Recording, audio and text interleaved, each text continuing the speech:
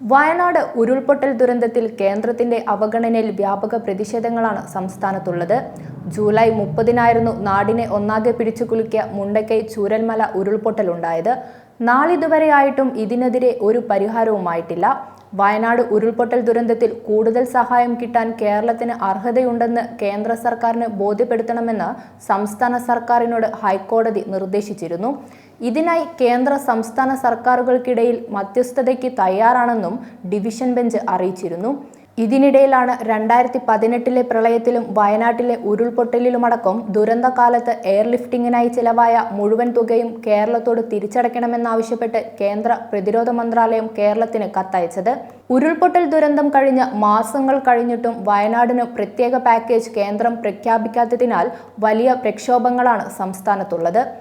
പക്ഷേ സംസ്ഥാന സർക്കാരും കേന്ദ്രവുമായുള്ള പരസ്പര പഴിചാരലുകൾ മാത്രമാക്കി പ്രശ്നത്തെ നിസ്സാരമായി കാണുന്നു. ഈ പ്രതിഷേധങ്ങൾക്കെല്ലാം ഇടയിൽ മഹാകുംഭമേളയാണ് വാർത്തകളിൽ ഇടം പിടിച്ചിരിക്കുന്നത്. യുപിയിൽ കുംഭമേള നടക്കുന്ന പ്രദേശം പുതിയ ജില്ലയായി സർക്കാർ പ്രഖ്യാപിച്ചിരുന്നു. വികസന പദ്ധതിക്കായി 5500 കോടി രൂപയാണ് പ്രധാനമന്ത്രി പ്രഖ്യാപിച്ചത്. തീർത്തും കേരളം നേരിടുന്ന അവഗണനയാണ് പ്രധാനമന്ത്രിയുടെ ഈ പ്രഖ്യാപനം ചൂണ്ടിക്കാണിക്കുന്നത്. രാജ്യത്ത് ഇത്തരം ദുരന്തങ്ങൾ ഉണ്ടാകുമ്പോൾ കൂട്ടായ പരിശ്രമത്തിലൂടെ അതിനെ അതിജീവിക്കുന്നതിനാവശ്യമായ സഹായങ്ങൾ ചെയ്യുന്നതിന് പകരം തീർത്തും കൈയൊഴിഞ്ഞിരിക്കുകയാണ് കേന്ദ്ര സർക്കാർ. ഇതിനിടയിൽ മറ്റു പല സംസ്ഥാനങ്ങൾക്കും രേഖാമൂലം ആവശ്യപ്പെടാതെ തന്നെ കേന്ദ്രം സഹായം നൽകിയിട്ടുണ്ട്.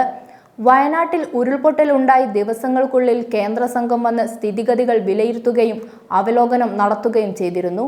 നേരിട്ട് ദുരന്തബാധിത പ്രദേശം സന്ദർശിച്ച പ്രധാനമന്ത്രിയും സ്ഥിതിഗതികൾ വിലയിരുത്തിയതുമാണ്. എന്നിട്ടും സഹായങ്ങൾ ഒന്നും നൽകാതെ കേരളത്തെ മനഃപൂർവ്വം തഴഞ്ഞതാണോ?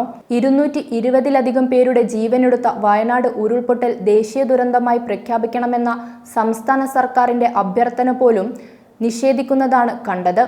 വയനാട് പ്രത്യേക പാക്കേജ് വൈകുന്നതിനെതിരെ കേരളത്തിലെ എംപിമാരുടെ നേതൃത്വത്തിൽ പാർലമെന്റിൽ പ്രതിഷേധം തീർത്തിരുന്നു. പ്രത്യേക പാക്കേജ് വൈകുന്നതിൽ കേന്ദ്രം രാഷ്ട്രീയം കളിക്കുന്നുവെന്നും പ്രധാനമന്ത്രിയുടെ നിലപാട് നിരാശാജനകമാണെന്നും വയനാട് എംപി പ്രിയങ്ക ഗാന്ധി വ്യക്തമാക്കി. രാഷ്ട്രീയത്തിന്റെ പേരിലാണോ കേന്ദ്ര സർക്കാർ വയനാടിന് സഹായം നൽകാൻ മടിക്കുന്നത്? ദുരന്തത്തെ രാഷ്ട്രീയവൽക്കരിക്കുന്നതിനു പകരം പരിഗണന നൽകേണ്ടത് മനുഷ്യത്വത്തിനാണ്.